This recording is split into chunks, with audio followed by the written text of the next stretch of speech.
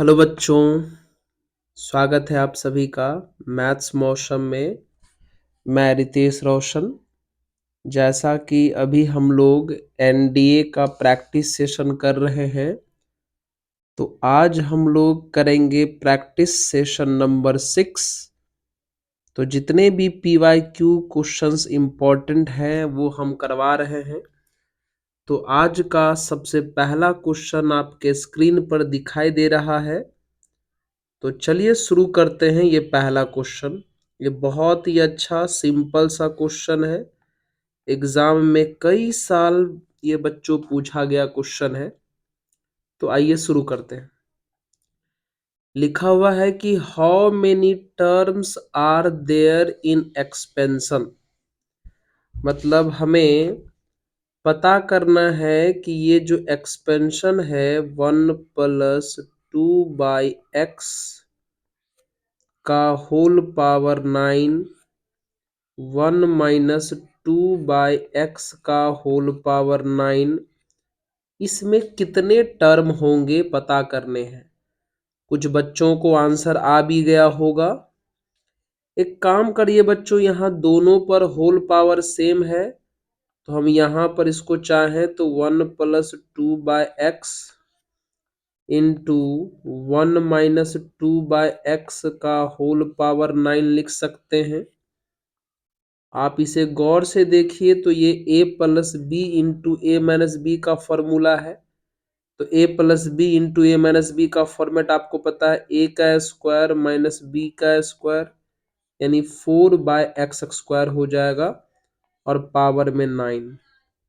अब बताइए, आप लोग पढ़े होंगे बाइनोमियल में कि a+b के होल पावर n हो तो नंबर ऑफ टर्म्स जो है वो पावर से एक ज्यादा होता है, यानी n+1। तो इस केस में बच्चों नंबर ऑफ टर्म्स कितने हो जाएंगे? पावर से एक ज्यादा यानी 9+1 यानी 10। तो इसमें 10 टर्म हो जाएंगे और ये कितना सुंदर और आसान सा आंसर है। क्लियर हो गया? ठीक है, तो चलिए बच्चों अगले सवाल से मुलाकात करते हैं, अगले क्वेश्चन से। देख लिया आप लोग? चलिए नेक्स्ट क्वेश्चन। तो चलिए हम लोगों का अगला क्वेश्चन है ये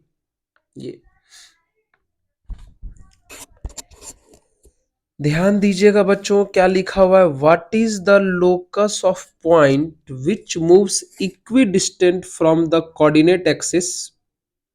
अच्छा, हमें एक पॉइंट का लोकस चाहिए बच्चों जो दोनों ही एक्सिस से इक्वल डिस्टेंस पर ट्रैवल कर रहा है। ध्यान दीजिए, तो जैसे मान लीजिए, ध्यान, ये दिखाई दे रहा आप लोगों को, ये बच्चों हमारा एक्स एक्सिस है और ये हमारा वाई एक्सिस है, और यहां पर हमारा रहा ओरिजिन। सही है। तो कहा कि एक पॉइंट ऐसा है जो दोनों ही एक्सिस से इक्वल डिस्टेंस पर है। तो सोचिए बच्चों, यहां पर कोई पॉइंट P रख सकते हैं दोनों ही एक्सिस से इक्वल डिस्टेंस पर। मतलब जितना वाला ये x होगा उतना यहां का भी y होगा, है ना।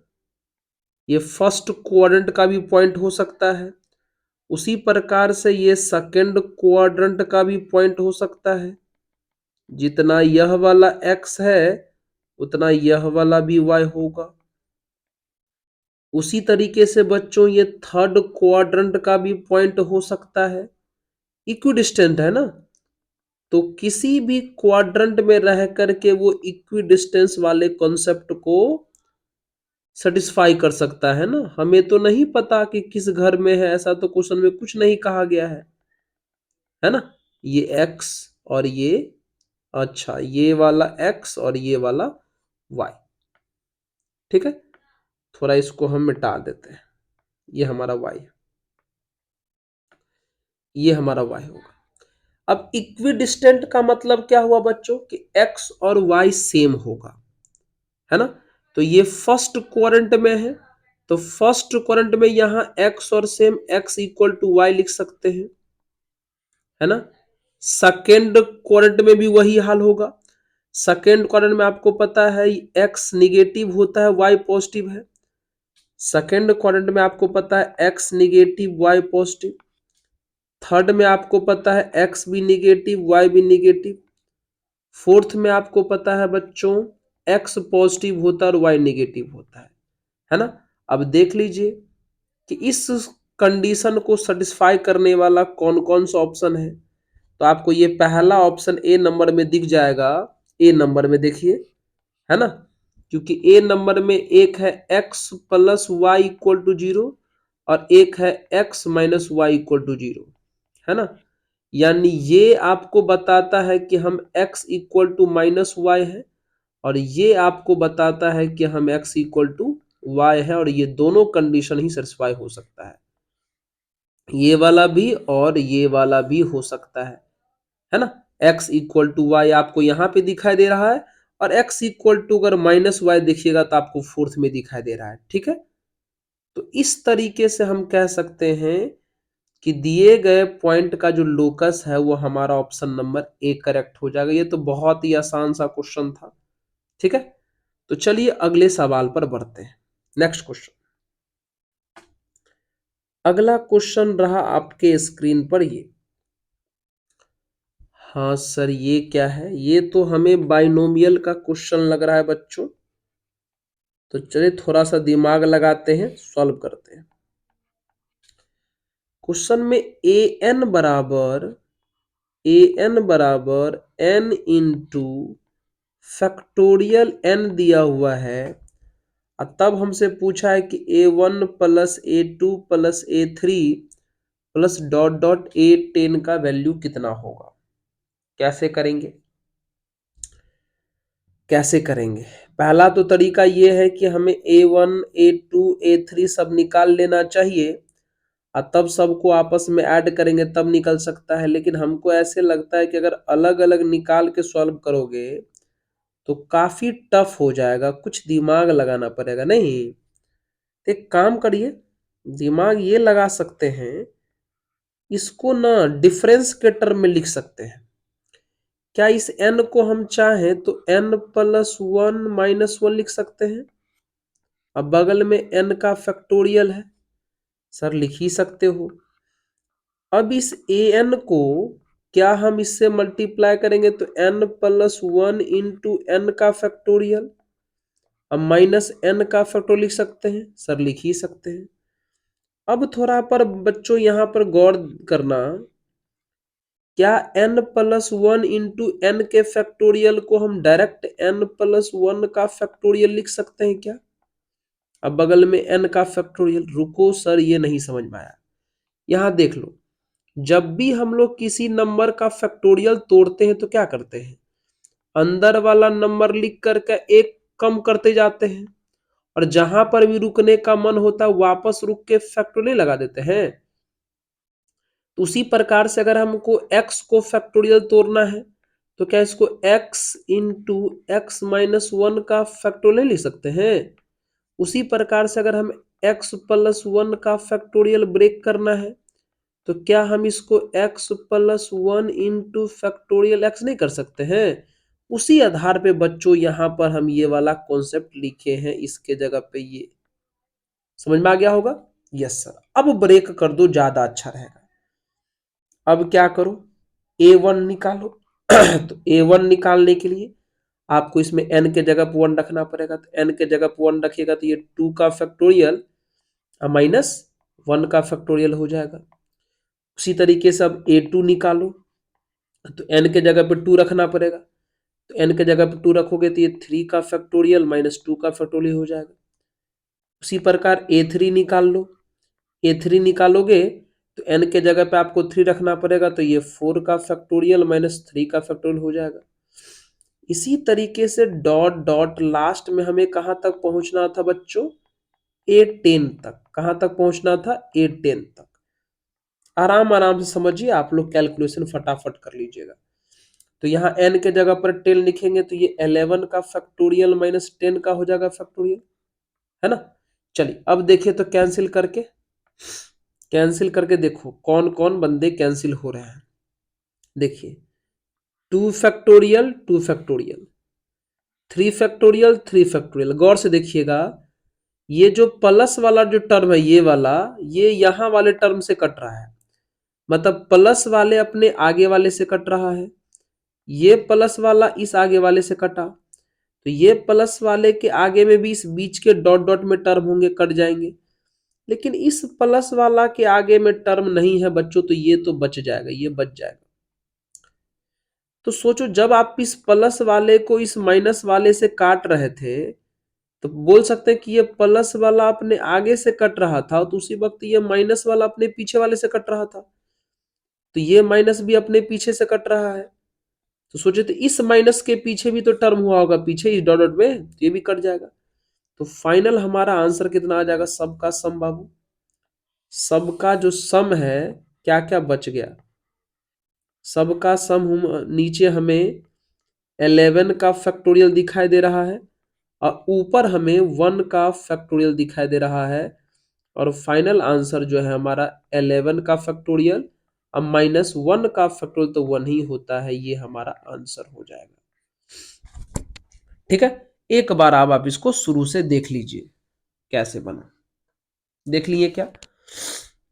हाँ ये अच्छा सा एक क्वेश्चन था, बीच में एक अच्छा सा सवाल आ गया था, देख लीजिए। ठीक है चलो तो बढ़े, तो चलिए बच्चों हम लोग अगले सवाल की तरफ बढ़ते हैं। तो अगला सवाल आपके स्क्रीन पर रहा ये, चलो क्या है सवाल सर, चलो ध्यान दीजिएगा। कहता है कि the two parabola y square equal to 4ax, दो पाराबोला है, एक है y square equal to 4ax वाला और एक है ये इंटरसेक्ट एट, अच्छा हमें पता करना है कि y square equal to 4ax और एक जो है x square equal to 4ay एक दूसरे को कहां कहां इंटरसेक्ट कर रहा है ये पता करना है, यानी कहो तो पॉइंट ऑफ इंटरसेक्शन निकालना है। तो पॉइंट ऑफ इंटरसेक्शन कैसे निकलेगा बच्चों, एक काम करिए दोनों इक्वेशन को सॉल्व कर दीजिए। कैसे सॉल्व होगा, चलिए हम बताते हैं कैसे सॉल्व होगा। किसी एक पाराबोला से x या y निकाल के दूसरे में रख दीजिए। तो चलिए हम एक काम करते हैं, यहां से x निकालते हैं, तो क्या यहां से x का वैल्यू हम y स्क्वायर बाय 4a बोल सकते हैं, है ना। अब इसमें रख दीजिए, अगर हम यहां पर रख देंगे x के जगह पे y स्क्वायर बाय 4a रख दिए, अब बाकी ए स्क्वायर तो था ही, इक्वल टू 4ay हो गया। बच्चों सॉल्व करिए, कितना हो जाएगा ये y का power 4 by 16a square equal to 4ay हो जाएगा। बाय क्रॉस मल्टीप्लाई करेंगे तो y के पावर 4 इक्वल टू 64 a का क्यूब इंटू वाई हो जाएगा। चलिए y का पावर 4 64 a का cube into y equal to 0 हो जाएगा। बच्चों यहां से हम y कॉमन कर सकते हैं, तो ये y का क्यूब माइनस 64 a का क्यूब इक्वल टू 0 हो जाएगा। यहां से दो सेक्शन आएंगे, एक सेक्शन आए y इक्वल टू 0 वाले और एक सेक्शन आए y cube minus 64 a cube बराबर 0 वाले।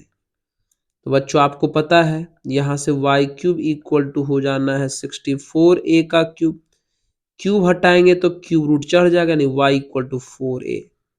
सोचो अगर y का वैल्यू 4a आया और y का वैल्यू 0 आया, तो इन दोनों ही y पर हम x निकाल लेते हैं और x यही निकाल के आपको देगा। ये जो आपको निकल चुका है x equal to y square by 4a, रख के देखो।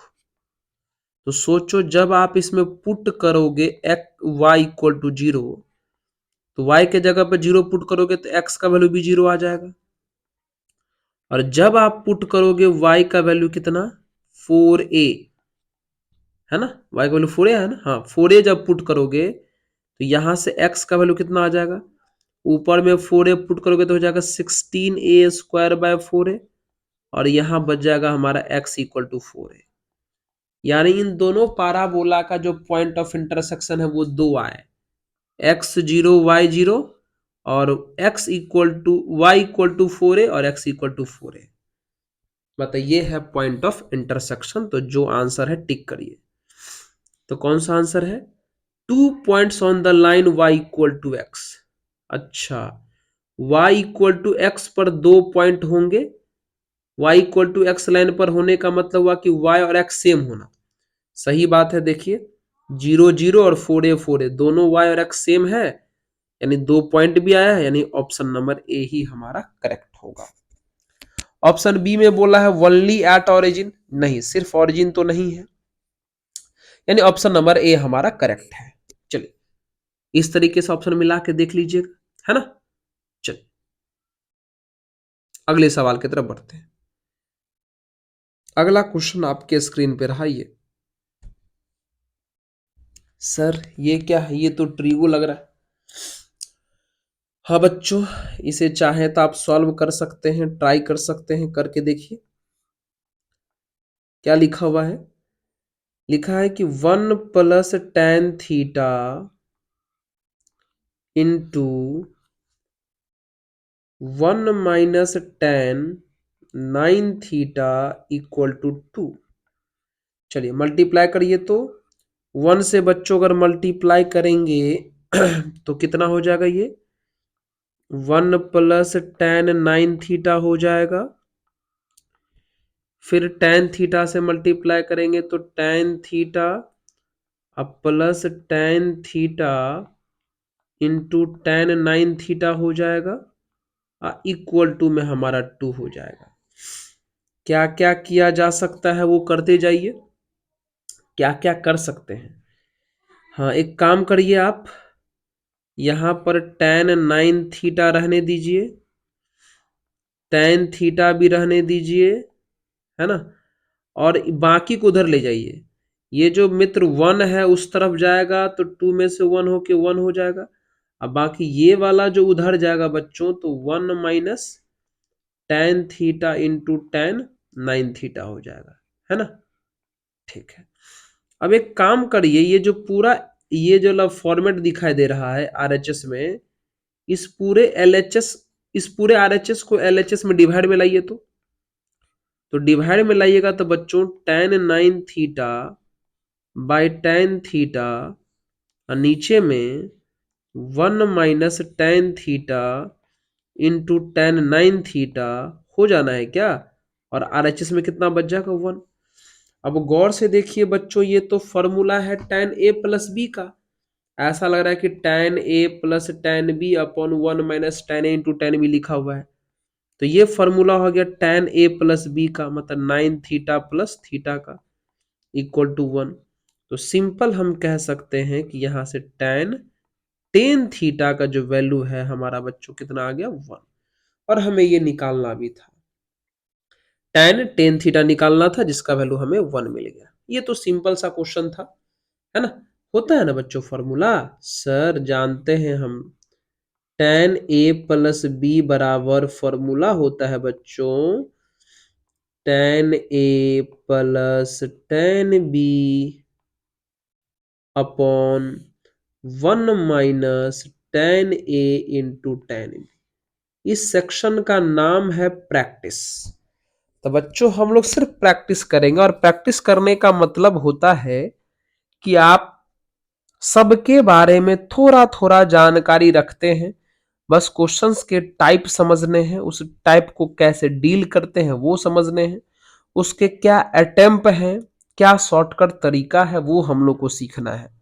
तो बाकी चीज में तो आप महारत हासिल ही है। सर आगे बढ़ो। ओके, तो चलिए अगले सवाल से मुलाकात करते हैं। अगला सवाल रहा आपके स्क्रीन पर ये। हाँ चलिए, ये अल्फा प्लस बीटा का वैल्यू बच्चों कहा है कि π/4 है, टू टेन अल्फा हमारे पास 1 है, तो कहता है what is the value of tan two beta. जी, ये कैसे होगा? अच्छा होगा, कुछ तो उपाय ही करना पड़ेगा। चलिए बच्चों, अल्फा प्लस बीटा का वैल्यू हमारे पास π/4 दिया है। दोनों तरफ हम tan लगा देते हैं। tan लगाएंगे तो ऐसी कुछ दिखेगी कहानी। फिर देखो तो ये पिछला क्वेश्चन की तरह नहीं हो गया formula, tan a plus tan b by 1 minus tan a into tan b। हुआ क्या? और आपको पता है ये π/4 मतलब tan 45 होता है, और tan 45 कितना हो गया बच्चों? 1 हुआ। चलिए यहां पर tan अल्फा का वैल्यू यहां से पुट कर दीजिए, तो ध्यान दीजिएगा इधर स्क्रीन पर। tan अल्फा का वैल्यू क्या यहां से बच्चों आप 1/2 लिख सकते हैं। tan अल्फा का वैल्यू क्या बच्चों आप यहां से 1/2 लिख सकते हैं। यस सर लिखो, तो 1/2 प्लस tan बीटा हो गया। इस पे अगर रखें तो 1 माइनस 1/2 इंटू tan बीटा हो जाएगा इक्वल टू 1। तो कैसे करें?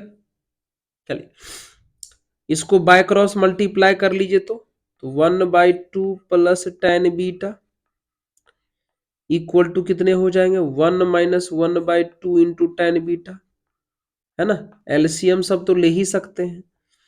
एलसीएम लेंगे तो ये 1 प्लस 2 tan बीटा अपॉन 2 हो जाएंगे, और यहां एलसीएम लेंगे तो 2 माइनस tan बीटा बाई 2 हो जाएंगे। 2 से 2 कैंसिल हो गया बच्चों, तो कितना आ गया ये 1 प्लस। देखिए हम कैलकुलेशन आपको समझाने के लिए स्टेप बाय स्टेप कर रहे हैं, बाकी आप समझदार हैं, कैलकुलेशन गायब भी कर सकते हैं। माइनस में tan बीटा बच्चों इधर आएगा, प्लस में तो 3 tan बीटा हो जाएगा, प्लस में 1 उधर गया तो माइनस में 1 हो जाएगा, यानी tan बीटा का वैल्यू यहां से हमारा मिल गया कितना? 1/3 हो गया। सर ये क्या करोगे अब लेकर के? अब काम कर लेंगे ना। tan बीटा हमें मिल चुका है, और हमें बोला था कि tan 2 बीटा निकालो। तो बच्चों ये tan 2 थीटा का फॉर्मूला है, डबल एंगल फॉर्मूला। तो क्या होगा ये 2 tan beta upon 1 minus tan square beta हो जाएगा। tan बीटा का वैल्यू बच्चों 1/3 है, तो 2 इंटू 1/3, नीचे में 1 माइनस 1/3 का स्क्वायर कितना हो जाएगा? 1/9। सॉल्व करो तो ये 2/3, ये हो जाएगा बच्चों, ये हो जाएगा कितना? 8/9। तो ये हो जाएगा 2/3, और ये पलट के लिखाएगा तो हो जाएगा 9/8। तो 3 3 जा 9, 2 4 जा 8, यानी हमारा जो फाइनल आंसर आ गया वो 3/4 आ गया। समझे? एक कंसेप्ट का अप्लाई करके हमने tan बीटा का वैल्यू निकाला, और उसी tan बीटा का वैल्यू हमने इसमें पुट किया, तो हमारा ये फाइनल आंसर जो है 3/4 आपके सामने में स्क्रीन पर ऑप्शन नंबर सी में दिखाई दे रहा है। देख रहे हैं क्या बच्चों? हाँ सर देख लिए, समझ गए। चलिए अगला सवाल पढ़ते हैं। अगला सवाल ये, अच्छा ये तो लिमिट हो गया बच्चों, लिमिट का वैल्यू निकालना है। ठीक है सर, कैसे करोगे? लिमिट के वैल्यू को निकालने का तरीका है कि सबसे पहले लिमिट में जो वेरिएबल दिया है x, उसका वैल्यू पुट करें और इसका फॉर्म चेक करें। आप गौर से देख लीजिए बाबू, ये π/6 है, π/6 का मतलब 30 होता है। तो आप ऊपर और नीचे 30 पुट कर देख लीजिए कि फॉर्म 0/0 करके आ रहा है क्या? 0/0 करके आ रहा है क्या? फॉर्म पुट करके देख सकते हैं। तो चलिए, तो साइन 30 का वैल्यू अगर यहां पर पुट करेंगे इस केस में, तो हमारा जो है 2 इंटू 1/2 मतलब 1/4 हो जाएगा। बगल में यहां पर पुट करेंगे तो ये 1/2, बगल में -1 हो जाएगा। तो गौर से देखिए, यानी आप गौर पुट करके देख लीजिए ना, 0/0 फॉर्म का ही आएगा। तो कहोगे सर ठीक है, चलो हम मान लिए कि 0/0 फॉर्म का आएगा। मान मत लो, करके देखो ना। एक्स के जगह पे पाई बाय 6 रख के देखो, पाई बाय 6 का मतलब 30 होता है और साइन 31/2 रख होता है। करके देखो वैल्यू 0/0 आ जाएगा। तो आपको पता होना चाहिए बाबू या भाई कि जब फॉर्म 0/0 होता है तो उस तरह के लिमिट को कैसे सॉल्व करते हैं। या तो हम इसमें श्रीधराचार्य लगा सकते हैं, श्रीधराचार्य ही लगा देते हैं ज्यादा अच्छा, सॉरी श्रीधराचार्य बोलते हैं, सॉरी सॉरी बच्चों, एल हॉस्पिटल, श्रीधराचार्य बोल दिए बच्चों। ये तो क्वाड्रेटिक सॉल्व करने का तरीका होता है। यहाँ पे कौन सा रूल लगाते हैं, using L hospital, using L hospital, L hospital लगाते हैं, श्रीधराचार्य नहीं। सर क्या क्या बोल देते हो, हॉस्पिटल, हॉस्पिटल। चलिए, तो एल हॉस्पिटल का रूल जो है हम लोग लगा देते हैं, तो लगाइए। तो limit x tends to pi by 6। तो एल हॉस्पिटल का रूल क्या होता है कि हमें ऊपर नीचे करना पड़ेगा डिफरेंशिएशन, तो करिए। 2 साइन स्क्वायर का डीसी आपको पता है, 2 पावर बाहर आएगा तो 2 sine x into cos x हो जाएंगे, ठीक है। अब बगल में साइन है तो साइन का डीसी कितना हो जाएगा, कॉस, -1 का डीसी 0 हो जाएगा। फिर नीचे आते हैं, 2 फिर साइन स्क्वायर है, साइन स्क्वायर डीसी हो जाएगा, 2 sine x into cos x हो जाएंगे। और बगल में बच्चों हमारे पास है साइन, तो हो जाएगा कॉस, यानी -3 कॉस एक्स हो जाएगा, ठीक है। अब सबका वैल्यू पुट कर सकते हैं, सबका वैल्यू पुट कर सकते हैं, नहीं तो ऊपर नीचे से कॉस कॉमन होके कट रहा है, काट दीजिए। तो कॉस कॉमन होके कट जाएगा तो यहां से बचेगा 4 साइन एक्स प्लस में 1, नीचे भी वही बचेगा 4 साइन एक्स माइनस में 3। अब x का जो वैल्यू दिया है पुट कर दीजिए। तो x का वैल्यू दिया है बच्चों पाई बाय 6, पाई बाय 6 का मतलब 30 होता है, तो यहां पर पुट करेंगे तो साइन 30, साइन 30 हमारा होता है 1/2, बगल में 1, नीचे भी पुट कर लीजिए, तो 4 इंटू 1/2 माइनस में 3। तो ऊपर कट गया तो 2 प्लस 1 बचा, नीचे कट गया तो 2 माइनस 3 बचा, यानी 3/-1, यानी हमारा आंसर आ गया -3। Option number D correct. L hospital rule का अप्लाई कर दिए हम लोग। एल हॉस्पिटल रूल तब लगाते हैं जब फॉर्म 0/0 का हो, और एल हॉस्पिटल लगाने का तरीका है कि ऊपर भी डिफरेंशिएट कर देते हैं, नीचे भी डिफरेंशिएट कर देते हैं, और उसके बाद हमारे पास जो भी एक्स का वैल्यू हो उसे पुट कर दीजिएगा, फाइनल आंसर आपके पास आ जाएगा। ओके, चलो अगला सवाल। अगला सवाल आपके स्क्रीन पर रहा ये, हाँ ये देखिए क्या है।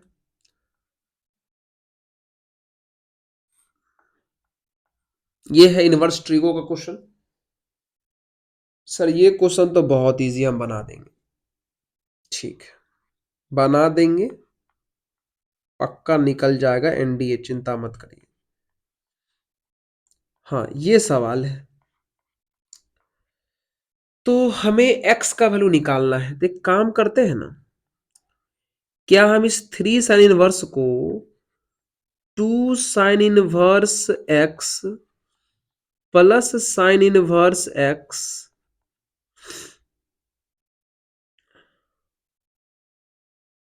अब प्लस कॉस इनवर्स एक्स लिख सकते हैं क्या, इक्वल टू पी। कुछ गड़बड़ लग रहा है बच्चों क्या आपको? सर पूरा का पूरा गड़बड़ है, ये आरएचएस में पी कहां से लाए हो? सॉरी बच्चों, यहाँ आरएचएस में पी नहीं है, आरएचएस में पाई है, समझ रहे हो? यहाँ आरएचएस में है पाई, तो आरएचएस में यहां पर बच्चों है पाई, ठीक है। चलिए यहां पर पाई है, हाँ। अब क्या हो गया, अब ये हो गया 2 साइन इनवर्स एक्स, और आपको पता है ये तो इनवर्स ट्रिगो का फॉर्मूला है कि sine inverse plus cos inverse होता है हमारा पाई बाय 2, इक्वल टू पाई हो गया। अब हम यहां से सॉल्व करेंगे तो 2 साइन इनवर्स एक्स का जो वैल्यू आ जाएगा वो पाई माइनस पाई बाय 2 यानी हम पाई बाय 2 कह सकते हैं।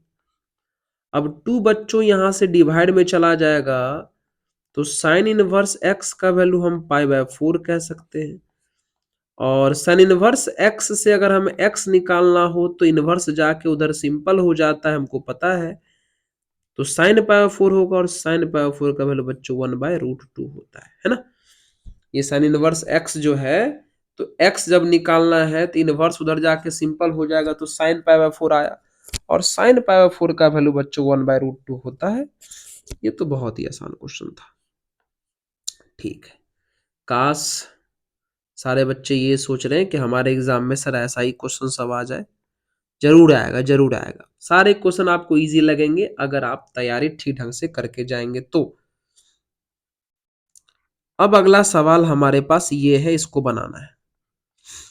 क्वेश्चन में दिया है कि x to the power m प्लस y to the power n m equal to 1 और dy बाय dx का वैल्यू भी दे दिया है कि माइनस एक्स बाय वाई है। तब m का वैल्यू बताना है। तो आपको तो साफ लग रहा है कि dy बाय dx का कॉन्सेप्ट अगर यूज करना है बच्चों तो हमें dy बाय dx निकालना भी पड़ेगा। तो हम लोग अपने तरफ से भी dy बाय dx निकाल लेते हैं और फिर इसका वैल्यू पुट कर देंगे। तो dy बाय dx का मतलब आप जानते हैं, इसको डिफरेंशिएशन करना पड़ेगा। तो करिए, x के रिस्पेक्ट में करना पड़ेगा। तो x के पावर m का डीसी कितना हो जाएगा, m इंटू एक्स के पावर कितना, m-1 हो जाएगा। फिर y के पावर m का डीसी कितना हो जाएगा, m इंटू वाई के पावर m-1 हो जाएगा। लेकिन यहाँ x के रिस्पेक्ट में करना है तो y का कितना हो जाएगा, dy by dx, chain rule, और 1 का डीसी हो जाएगा बच्चों 0। चलिए, हमें dy बाय dx निकालना है। तो क्या लगता है, dy बाय dx को हम माइनस m इंटू एक्स के पावर m-1 और नीचे में हम m इंटू वाई के पावर m-1 लिख सकते हैं। सर लिख ही सकते हो, तो नॉर्मल इक्वेशन किया ना, नहीं किए मित्र। अरे भाई, ये प्लस में था, आरएचएस में गया माइनस में, फिर ये मल्टीप्लाई में था, ये वाला पोर्शन उधर चला गया डिवाइड में। तो ये और ये कैंसिल हो गया और ये ऐसा लग रहा है कि माइनस एक्स बाई वाई का होल पावर m-1 आ गया। ठीक है, चलिए dy बाय dx का वैल्यू हम लोग माइनस एक्स बाय वाई हम लोग को क्वेश्चन में दिया गया है, पुट कर दिए। चलिए इक्वल टू हम कितना आ गया है, माइनस एक्स बाय वाई का होल पावर m-1। चलिए माइनस से माइनस बच्चों कैंसिल हो गया। अब गौर से देखिए, इधर x भी एक्स वाई है और इधर भी x बाय वाई है। फर्क है कि आरएचएस में पावर 1 है और एलएचएस में कुछ नहीं तो 1 मान सकते हैं। मान ही सकते हो सर। तो सोचो तो दोनों तरफ का बेस सेम तो पावर इक्वल हो जाएगा, यानी m-1 इक्वल टू 1 हो जाएगा, यानी m इक्वल टू हमारा यहां से बच्चों 2 हो जाएगा। 2 यानी m के वैल्यू 2 आ गए, करेक्ट आंसर। सही है। तो ये क्वेश्चन अच्छा भी कह सकते हैं और इजी भी कह सकते हैं और आप बना सकते हैं, वे वैसा ही क्वेश्चन है। ठीक है, चलिए कहीं दिक्कत नहीं है कैलकुलेशन में। चलिए नहीं है सर, आगे बढ़ो। तो आइए, आखिरी सवाल लगता है आज के सेशन का ये है हमारा। तो क्या है क्वेश्चन, देख लीजिए।